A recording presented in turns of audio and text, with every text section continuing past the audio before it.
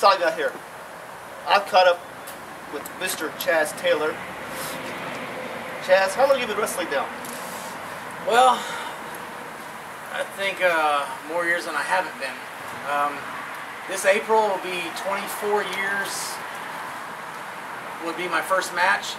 And I know a lot of people start their, sorry to draw this question out, I know a lot of people start their career out from when they start training, but I started training for about 1.5 years before my first match, but I had my first match about 24 years ago.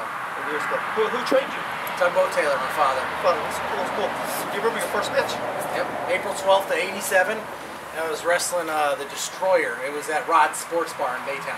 Cool, cool. Did you win that match? Yeah. Good match. Sorry I didn't answer like that. I mean, yeah, I did, yeah. Well, I had the best trainer out there, you know. Oh, yeah, so. Your father's awesome. When you first started out, you went as Chaz. Just Chaz. Left off the Taylor or anything. Later on, your dad actually introduced you as his son to the public. On Global, on international television. I studied, I watched. Awesome. I did. Also, like Global, a lot of people don't know this, but let me drop some names that I watched matches with you guys. Jerry Lynn, El Diablo. You wrestled Billy Joe Travis. People don't know Billy Joe Travis. WCCW wrestler. Eric Embry was there. The Lightning Kid, Xbox. The 1-2-3 Kid, say Barry Horowitz, Johnny Mantell, Big Bully Boswick, Busick, and Axe Rod, who actually went on to do some death matches and stuff before he started out about that same time. So I did do some studying on you, sir. JBL. Yes. Yep. Steve Austin. Dad and I tagged with Steve Austin back in the day. One of Steve's first matches, one of my first matches, Steve was tagging with a new guy. And Dad and I were tagging, and we actually went over on Steve. Well, actually went over on his partner, but hey, who else around the business now can say they went over on Steve Austin back then, you know? Well, let's go time machine a little bit. If you could bring one of those people back in and wrestle them one more time in front of everybody, who would you want to wrestle one more time? Owen Hart. Owen Hart. Yeah, I had a great time in the ring with him. Owen was just a professional in the ring. I mean, he was a kidster in the locker room. He got in a lot of mischievous trouble in the locker room. But the first time I was in with Owen Hart, we were probably 5 minutes into the match, and I looked over and I'm like, I'm wrestling WWF. And I was just like, dude, it was kind of like, you know, I've done it before, but it was like with other people that was just, you know, they were putting me over or doing something that didn't really, but then when I was with Owen Hart, it was kind of like it hit me that, damn, I'm wrestling with WWF. It was pretty cool. That was cool, that was cool. And it wasn't walking out to the ring when I realized I'm like, you know, I was just getting into the moment or whatever, but it was just like 5 minutes into the match, I just remember looking over at the Jumbotron and just seeing the WWF sign, and I'm like, dude, this is cool. So what's it like being on that level to this level now? What's the difference?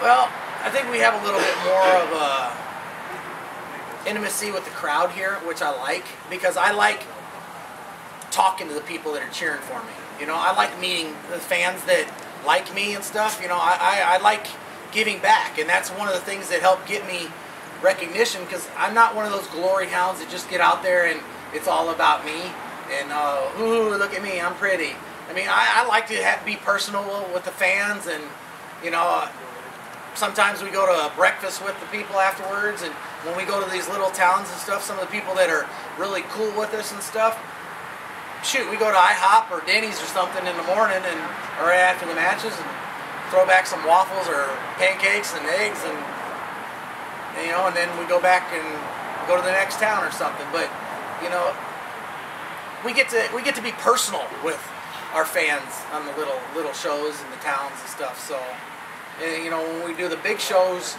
you can't mingle with the crowd. You don't have time because you have to stay back in the back. True.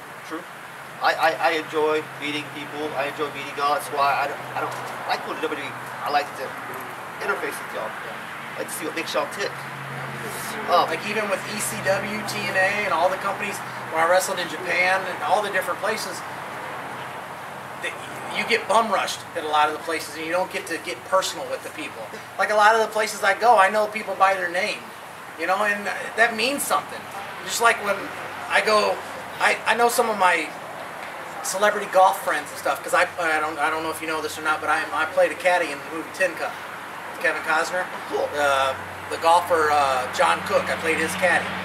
And when I go to some of the tournaments and stuff, and I see guys like John and Peter Jacobson and stuff, and they know me by my name, you know, that's pretty cool. So I try to do that, think that the same thing of like the people that really like me, you know, and invest the time and caring about me. I look at it the same way. It's like, you know, they could be liking somebody else, but they're taking their time out of their day to like me. So I return the favor, and you know, hey, they're family to me. Now, speaking of nicknames, you went as Chaz, and as Chaz, I actually got to see you wearing the Ultimate Warrior fringe and stuff. Yeah. And see, I did study, I did watch, and then a little bit later on, you went known as the Heartthrob. I've had a lot of different names over the years. The Teen Heartthrob, the Gangster of Love, the Love Machine, Bass Boat, Speed Boat. I mean, just a tugboat with my dad. So, I mean, I've been called all kinds of things. So where did Mr. Right Now come from? Since that's what you're going by now. Where does that come from? Can't find Mr. Right. How about Mr. Right Now? Like that, like that. So, they weigh me in at 269, 6'8".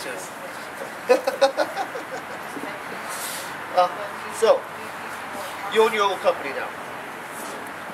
Electric company. It works. It works.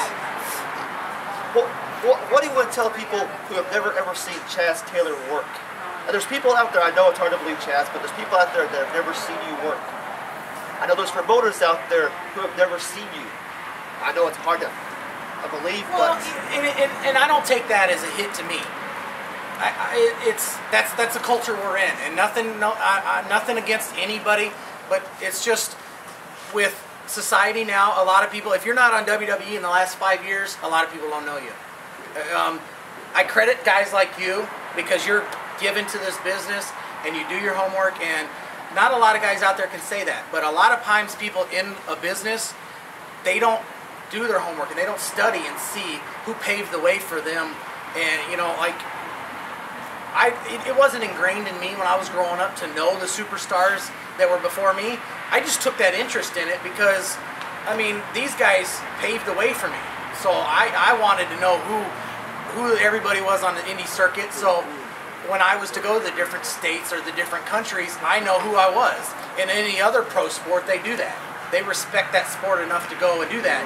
But I'm not saying anything bad about some of the promoters or not, but some of the people that don't watch it, or I've changed. You know, that was 20 years ago when I was steadily on TV. So I'm not holding anything against them. I mean, it's been a while.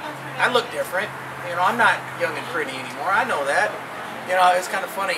There was a woman said a while back something about that you know, I mentioned that you know, I'm not a pretty boy anymore, but she says, you know, you're kind of manly sexy. I was like, okay, I can deal with that. So what does Chaz Taylor offer the locker room? Professionalism, a mentor. I mean, I go in there and I don't try to rule the locker room. I go in there.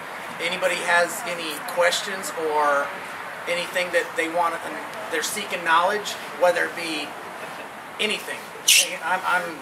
Did you do that to me? Anything. I bring something that a lot of people don't.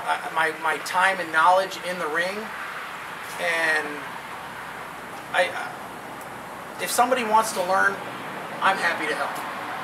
So if there's a promoter out there that watches this interview and they said, I would love to have this guy on my show, how would they get in touch with you? Chaz at wowtexas.com. CHAZ at WOWTEXAS.com. Now, on a separate note here, you do a lot of celebrity work with the organization out here and help out the needy, and I see you all over the time. Animal shelters, there's chaz. Putting on a show and stuff. Charity shows, there's chaz. You give yourself more than yourself to wrestling. Well, I think we all should. I mean, I'm fortunate enough to use what celebrity status I have to give back. I mean, if I can use a little bit of the limelight that I've been on television to bring awareness to the causes that are out there, whether it be animal abuse, domestic violence, or whatever. I mean, there's problems out there that people need to be aware of, and I have friends that can help people in any of those situations. And you know, wrestling is mainstream, and if we're able to raise money and raise awareness through wrestling, I mean, that's the least I can do. You know, if somebody was if I was in a situation that I would need help, I'm sure that somebody would step up and help me and my family. So I'm in that position where I can step up and help people. I mean, there's no reason I can't.